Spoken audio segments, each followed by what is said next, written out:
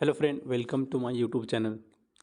आज हम पढ़ने वाले हैं भारत की नदियाँ। ठीक है, तो भारत की नदियों को दो भागों में डिवाइड किया गया है। ठीक है, दो भाग में, एक हिमालय की, एक प्रायद्वीप नदी है। तो आज हिमालय के भी तीन भाग हैं। उसमें से आ जाता है एक तो सिंधु नदी, ब्रह्मपुत्र नदी और फिर गंगा नदी। तो आज हम दो नदियाँ कवर करने वाले हैं, और सिंधु नदी और ब्रह्मपुत्र नदी। ठीक है, इस वीडियोज़ में नदी के, भारत की नदियों के, ठीक है, ये इंडिया रिवर कह सकते हैं। ठीक है, अब देखिए, अब मैं आज तो दो ही नदियाँ कवर होगा, क्योंकि ज़्यादा फिर वीडियो लंबा हो जाएगा। ठीक है, इसलिए आज दो वीडियो, दो ही नदियों, जिसमें से बता चुका हूँ मैं, सिंधु नदी और ब्रह्मपुत्र नदी।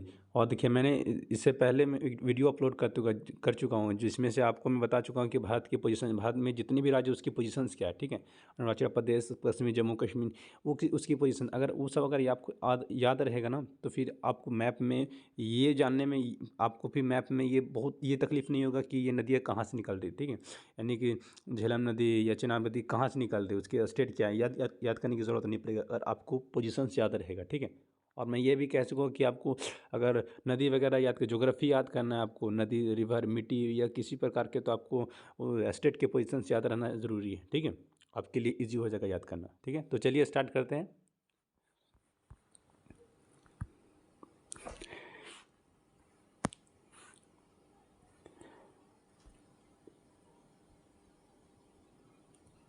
देखिए, भारत के नदी है। ठीक है, इसमें देखिए, आज हिमालय नदी के कवर करने वाले हैं। ठीक है, हिमालय नदियाँ, और हिमालय नदियाँ के मैंने बताया कि इसका तीन अंग है। ठीक है, इसमें से कौन, एक सिंधु नदी। ठीक है, और नेक्स्ट आता है ब्रह्मपुत्र नदी, फिर गंगा नदी। ठीक है, देखिए कि सिंधु नदी, देखिए ये एरिया ना, ये जो यहाँ से यहाँ, ये सिंधु नदी है। ठीक है, जो कि यहाँ से तिब्बत से निकलता है, ये बताने वाला है। ठीक है, बाकी ये देखिए, बाकी ये नेक्स्ट देखिए, ब्रह्मपुत्र नदी कौन सा हो गया, ब्रह्मपुत्र नदी कौन, ये ब्रह्मपुत्र नदी। तो आज मैं ये कवर करने वाला, और इसका, ठीक है, इसके नेक्स्ट वीडियोज़ में गंगा नदी तंत्र। ठीक है, और ये ऑलरेडी मैं कवर कर चुका हूँ, यानी कि अगर प्रायद्वीप नदी के बारे में देखते हैं, आप देखोगे तो मेरा यूट्यूब चैनल में पहले से अवेलेबल है। ठीक है, तो इसको आप देख लीजिए जाके। ठीक है, चलिए स्टार्ट करते हैं।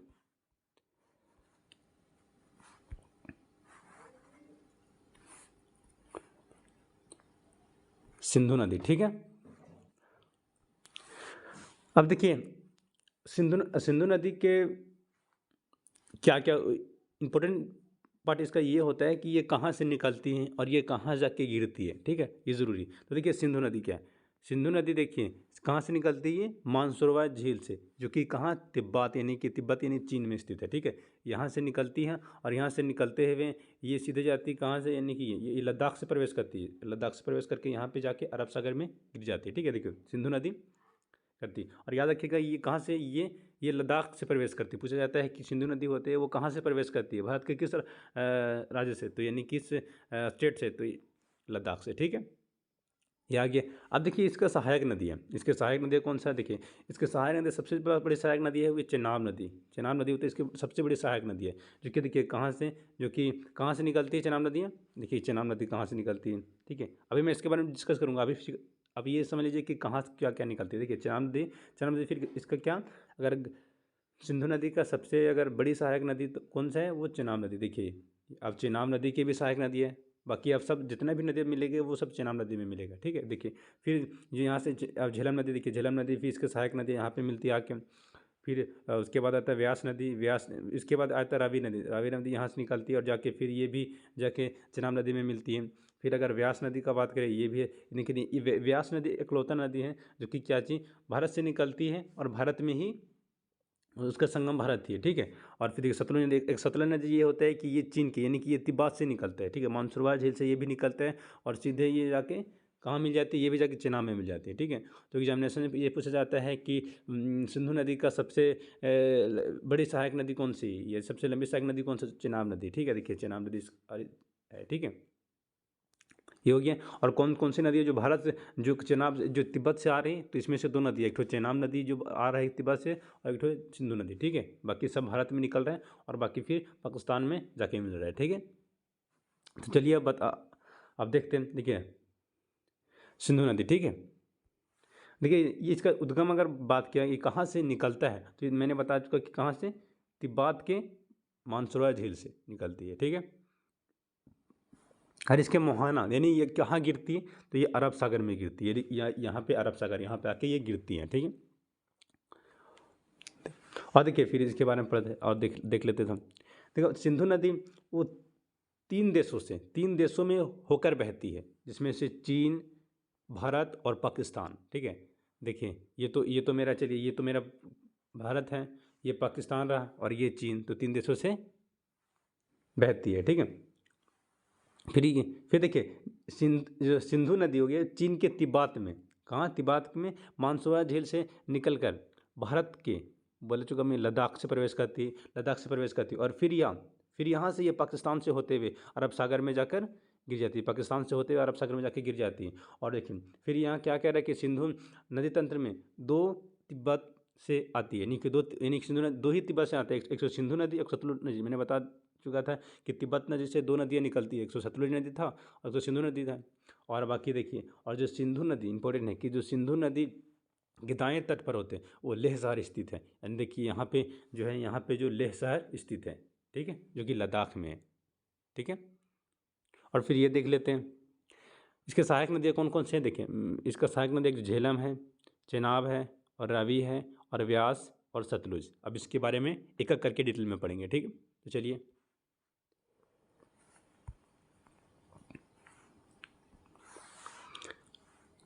देखिए पढ़ने वाले सबसे पहले चेनाब नदी, क्योंकि सबसे बड़ी सहायक नदी है तो चेनाब के बारे में पढ़ने वाले। ठीक है, तो चेनाब नदी। ठीक है, अब देखिए इसका उद्गम स्थल ये जरूरी याद करना है, इसका निकलती कहाँ से और ये गिरती कहाँ से। तो इसका उद्गम कहाँ से होता है, इसका उद्गम स्थल बारालाचा दर्रा, जो कि कहाँ हिमाचल प्रदेश में स्थित है। बारालाचा दर्रा से ये निकलती है। देखिए ये यहाँ से निकलती है हिमाचल प्रदेश के बारालाचा दर्रा से। ठीक है, उसके बाद फिर देखिए ये गिरती कहाँ पे है, ये जाके सिंधु नदी में, सिंधु नदी सब में गिरती, सब इसका मुहाने कहाँ, सिंधु नदी। ठीक है, और फिर देखिए जो मतलब हिमाचल प्रदेश में चेनाब नदी को क्या कहा जाता है, चंद्रभागा। अब चंद्रभागा क्यों कहा जाता है, देखिए बताते हैं, फिर नाम से जाना जाता है। और चेनाब सिंधु नदी के सबसे बड़ी सहायक नदी है, ये मैंने बता चुका। अब देखिए इसको क्यों कहा जाता है, यहाँ पे देखिए चंद्रभागा क्या, क्योंकि जो ये चेनाब नदी होते हैं उसको चंद्रभागा कहा जाता है। क्यों कहा जाता है, क्योंकि इसे चंद्रभागा इसलिए पड़ा क्योंकि हिमाचल प्रदेश की दो नदी है, एक चंद्र हो गया, एक भागा है, और ये नदियाँ दोनों का संगम जो, और ये दोनों कहाँ के मिलते हैं, इसके संगम कहाँ होते हैं, चंद्रभागा के, और चंद्रभागा से फिर चेनाब नदी निकलती है, इसलिए इसको चंद्रभागा नदी कहते हैं, क्योंकि चेनाब से निकलती है और दोनों पता है चंद्रभागा दो नदियों से आती है, जिसमें चंद्र और भागा। ठीक है, तो ये हो गया क्लियर। फिर चलते हैं नेक्स्ट।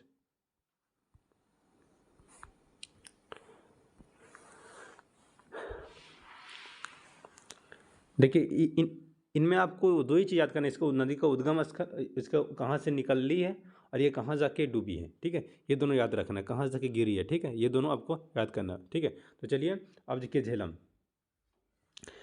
क्या है। तो झेलम कहाँ से निकली, तो ये बेरीनाग से, यानी बेरीनाग चेनाब, जो कि जम्मू कश्मीर में। मैंने देखो अगर आपको याद होगा, अगर मैंने पोजीशन स्टेट का क्वेश्चन पे, यानी कि बेरीनाग क्या, देखिए यहाँ पे जो है ना ये बेरीनाग है, यानी कि जम्मू कश्मीर में स्थित है। ठीक है, जम्मू कश्मीर, और बेरीनाग से इसका उद्गम स्थान है। ठीक है, झेलम नदी का। और ये फिर देखिए क्या कहें, श्रीनगर झेलम नदी के तट पर स्थित, और श्रीनगर जो स्थित है वो झेलम नदी के तट पर स्थित है। ठीक है, और देखो ये तो उद्गम स्थल, अब गिरी कहाँ, तो सब तो पता है, सब कहाँ गिरी, अरब सागर में सब जाके गिरी है। ठीक है, तो गिरने का तो आपको यहाँ जहाँ से निकली है वो याद करना जरूरी। ठीक है, बाकी गिरा तो सब पता है, सब तो कॉमन है, सब तो अरब सागर में गिरा होगा। फिर देखिए नेक्स्ट आता है रावी नदी। अब देखो रावी नदी क्या कह रहा है कि ये कहाँ से निकलती है, रोहतांग दर्रा चेनाब, यानी कि रोहतांग दर्रा जो से निकलती है चेनाब नदी, जो कि कहाँ स्थित है, हिमाचल प्रदेश में। देखिए ये हिमाचल प्रदेश, देखिए ये हिमाचल प्रदेश से यहाँ से निकली कौन सी नदियाँ। अब मैप से क्लियर हो, अगर नहीं भी मैप अगर याद होगा तो तुरंत बोलिएगा कि रावी नदी जो कहाँ से निकली, वो चेनाब हिमाचल प्रदेश से निकली। ठीक है, कहाँ से, रोहतांग दर्रा। और फिर देखिए, और जो लाहौर जो है वो रावी नदी के तट पर स्थित है, जो लाहौर, यानी कि अगर बात करें लाहौर जो स्थित है वो कहाँ, यहाँ पे जो लाहौर है कहाँ स्थित है, ये रावी नदी के तट पर ही स्थित है, क्योंकि लाहौर तो पाकिस्तान का हिस्सा है ना। ठीक है, फिर आगे आ जाते हैं सतलुज नदी। अब सतलुज नदी, अब ये कहाँ से निकली, तो ये देखें, यानी राकसताल मानसरोवर झील तिब्बत से निकली, यानी सिंपल सी मैंने बोला कि दो ही नदी, एक सिंधु नदी और तिब्बत, सिंधु नदी और मानसरोवर, सिंधु नदी और एक ठो सतलुज नदी, ये दोनों ही तो निकली है सिर्फ कहाँ से, यानी यहाँ से निकली है, तिब्बत से निकली है। ठीक है, तो तिब्बत से कहाँ, मानसरोवर झील से। ठीक है, नाम क्या है, राकसताल से। ठीक है, और चेनाब हो गया है नदी के यानी कि इसे सतलुज नदी के पास ही क्या है, भाखड़ा नागल जो बांध हो गया, भाखड़ा जो बांध हो गया वो सतलुज नदी पर ही है।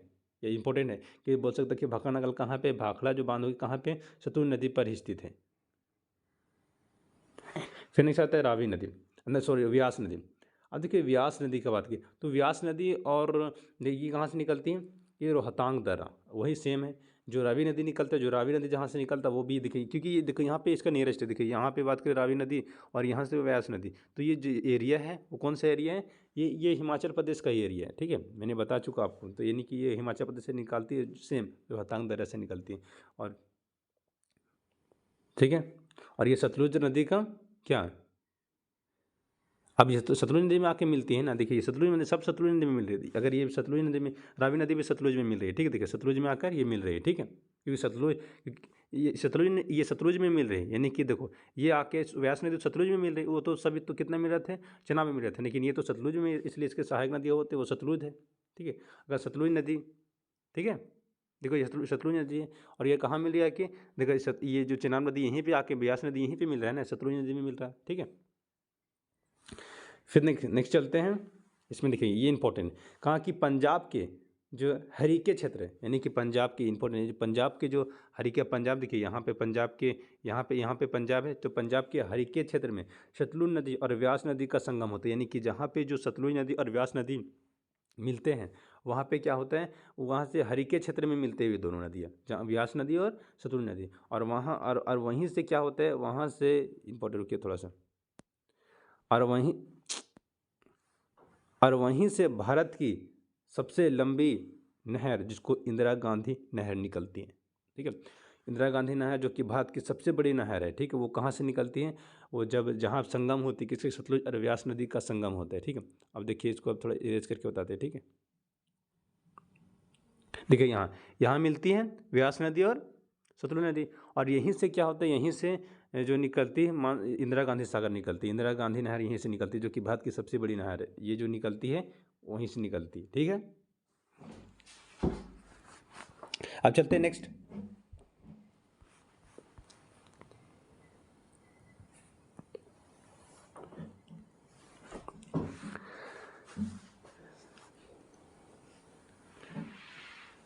अब देखिए ये बहुत जरूर, आपको पता है कि देखिए आपको, अब मैंने बताया तो आप सोच रहे होंगे कि सब तो नदियाँ तो निकलती कहाँ से, सब नदियाँ जो निकल रही वो कहाँ से निकल रही, वो तो निकल रही भारत से ही निकल रही। देखिए सबकी नदियाँ का निकल तो रही जम्मू, लेकिन सब भारत से ही जा रही पाकिस्तान में। तो क्या तो पाकिस्तान को ये डर हुआ, ये डर था उसके मन में, हमेशा डर था कि कहीं भारत होते वो हमारे जो नदियाँ को, सभी के धारा को रोक ना दे, यानी कि जो नदियाँ सब जो हमारे तरफ आ रहे हैं वो कहीं भारत रोक ना दे सभी नदियों को। ठीक है, इसकी वजह से डर सता रही थी पूरा पाकिस्तान को। तब क्या हुआ 1960 में, क्या हुआ देखिए क्या कह रहा है कि 1960 में, यानी कि सिंधु नदी तंत्र के जल को लेकर भारत और पाकिस्तान, तब यानी सिंधु नदी को जल को लेकर होते भारत और पाकिस्तान के बीच में एक समझौता हुआ। ठीक है, उसके समझौता 1960 में ये हुआ, एक जल समझौता, उसे जल समझौता के नाम से जाना जाता है, जिसको इंग्लिश में कह सकते हैं इंडस रिवर ट्रीटी कह सकते हैं, यानी कि जो कि किसके भारत और पाकिस्तान के बीच समझौता हुआ। ये समझौता किस लिए हुआ, क्योंकि जितनी भी नदियाँ गुजर रही थी ना वो भारत से होकर गुजर रही थी, इसलिए पाकिस्तान को ये डर सता रही थी कि कहीं भारत उसकी नदियों को ना रोक दे। ठीक है, तब इसलिए क्या हुआ, फिर एक फैसला हुआ, एक जल समझौता हुआ, और समझौते में इस संधि पर भारत की तत्कालीन, उस समय तो तत्कालीन जो हम थे प्रधानमंत्री, जो कि पंडित जो जवाहरलाल नेहरू थे, और भारत के उस समय पाकिस्तान के जो प्रधानमंत्री थे, वो राष्ट्रपति थे, वो कौन थे, अयूब खान थे। ये दोनों ने मिलकर रहते हैं, इन दोनों के दस्तखत फिर हुई, दस्तखत ये हुई कि इतना नदी आपको मिल जाए, इतना नदी आपको मिल जाए। तो कौन कौन नदियाँ दस्तखत हुई, तब क्या हुआ, उसमें से क्या बांटा गया, उसमें से ये कहा गया कि सिंधु नदी जितनी भी ऊपर, सिंधु नदी, झेलम नदी और चेनाब नदी, ये किसको, ये पाकिस्तान को दे दिया गया कि इसमें पाकिस्तान का हक रहेगा। ठीक है, ये पाकिस्तान, इसमें जितना भी अगर इसमें पाकिस्तान को, इस नदियों में पाकिस्तान को रोका नहीं जाएगा। ठीक है, इसमें पाकिस्तान का हक रहेगा और इस नदियों को आप नहीं रोक सकते। ठीक है, ये दस्तखत किया गया। और भारत के लिए कौन कौन सा नदियाँ रह गया, रावी नदी आ गया, देखो रावी नदी और व्यास नदी और सतलुज नदी, ये किसके, ये भारत के लिए। ठीक है, ये भारत के लिए इस दस्तखत में किया गया है। ठीक है, अब देखिए यहाँ पे अब देखिए ऊपर जितना, यानी कि कुल मिला के जो ऊपर वाला जितना नदी था, यानी कि देखो सिंधु नदी और देखिए झेलम नदी और चेनाब नदी, ये ऊपर वाला पार्ट होते हैं वो पाकिस्तान को दिया, जो 3 नदी है वो पाकिस्तान को दे दिया, और बाकी जो रावी नदी, व्यास नदी, सतलुज नदी, वो नीचे वाला वो इंडिया का। ठीक है, तो इस प्रकार के 1960 के समझौता हुआ। ठीक है, कि इतना में आपका हिस्सा रहेगा, इतना में मेरा हिस्सा रहेगा। ठीक है, चलते हैं नेक्स्ट।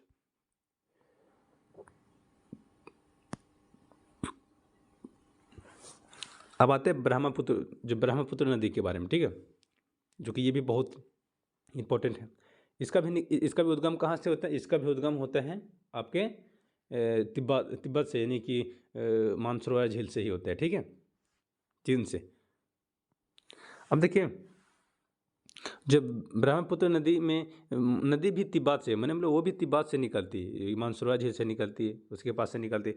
और फिर इसकी अगर बात करें, यह नदी 3 देशों से, मतलब 3 देशों से होकर होते बहती है, जिसमें से चीन आ गया है, और भारत आ गया है, और एक तो बंगाल आ गया है। देखिए कहाँ कहाँ पे प्रेजेंट है? चीन तो पता, चीन से निकली है।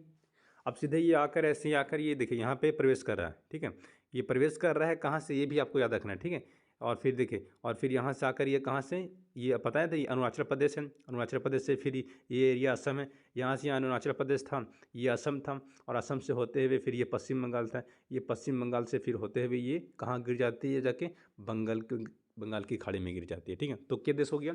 निकला कहाँ? चीन से निकला, यहाँ से है, फिर एक यहाँ से यहाँ प्रवेश किया, ये तो इंडिया का भाग है ना, ये तो स्टेट इंडिया, तो ये इंडिया में, उसके बाद फिर ये बांग्लादेश। ठीक है, 3 जगह से प्रवेश किया। इसीलिए पूछ सकता है कि जो ब्रह्मपुत्र नदी किन किन देशों से बहती है, तो चीन आ जाएगा, भारत आ जाएगा, और बांग्लादेश आ जाएगा। ठीक है, अब नेक्स्ट आगे चलते हैं।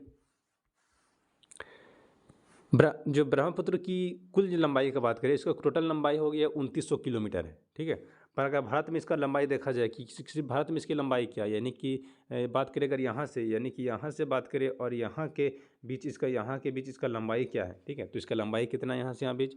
916 किलोमीटर है। ठीक है, कहाँ से 916 किलोमीटर है? 916 किलोमीटर कहाँ से है?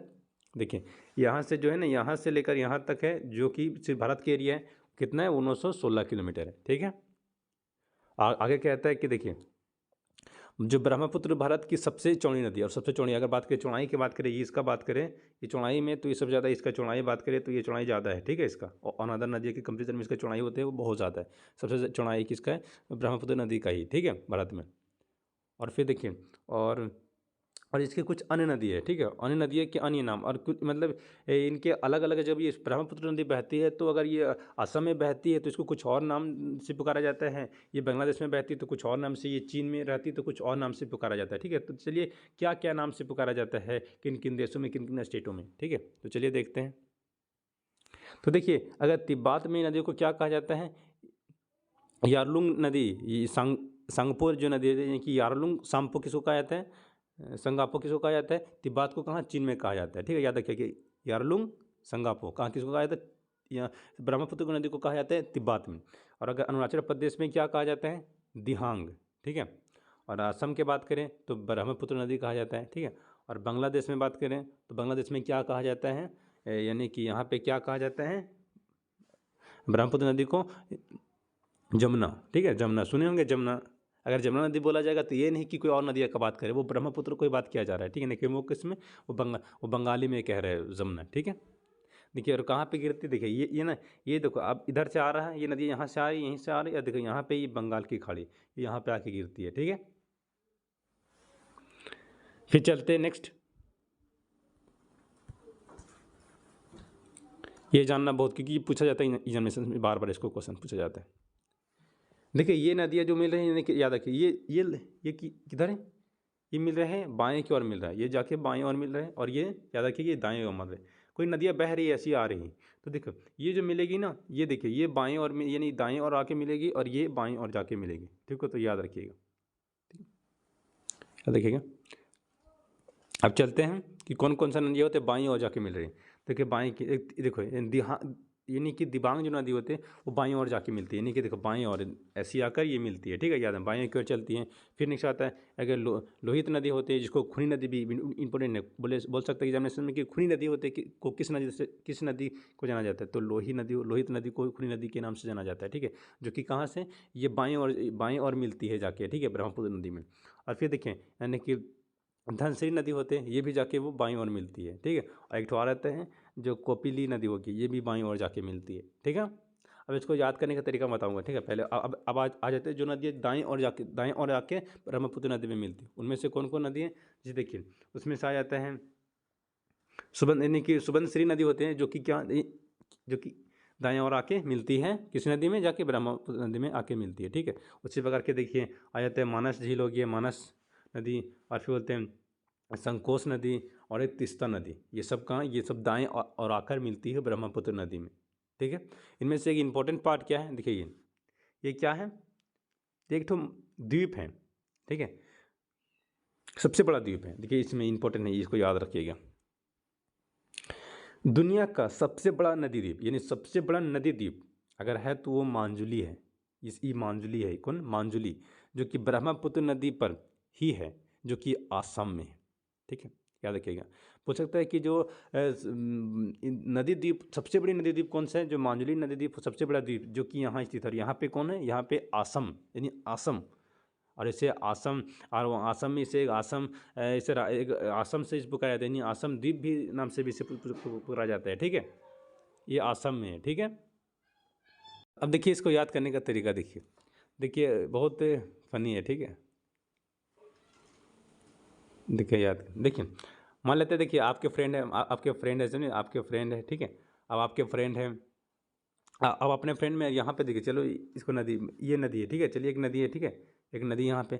आप क्या किए, उनको बोले कि नहीं आपको इसमें डुबकी लगाना है, ठीक है, आपको इसमें डुबकी लगाना है। अब आपके फ्रेंड को अब चैलेंज लगा दिया कि नहीं आपको इस नदी में आपको डुबकी लगाना है, ठीक है। अब फ्रेंड आपको अचानक से आया, और जब इस रिवर को जब उन्होंने देखा, नदी में देखा, या चलिए दिमाग ही नदी को जब उन्होंने देखा, तो देखा यार, देख के क्या वो बहुत डीप था, बहुत ही खतरनाक था, बहुत डेंजर लग रहा था, तो उनके दिल हो गया उसका, वो धक धक करने लगा, यार देख के यार मेरे से नहीं होगा, मैं डुबकी नहीं लगाऊंगा, क्योंकि नदी का बाढ़ था, और क्योंकि बहुत ही खतरनाक नदी था, डेंजरस नदी था, तो इन्हें दिल उसे देख कर धक धक होने लगा कि यार कैसे मैं करूँगा, ठीक है, तो यानी दिल धक धक होने लगा। तो इसी से याद कर सकते हैं आप, देखो यहाँ पे देखिए, यहाँ पे एक तो याद करते हैं, देखिए यहाँ पे दिल है, दी और ला, दिल हो गया है, और फिर देखिए और धा, और इधर का, तो धक, दिल धक धक, ठीक है, करने लगा। जब आपके फ्रेंड को उस बोले कि इसमें डुबकी लगाना है दिबांग नदी में, तो उनके दिल धक धक करने लगा, ठीक है।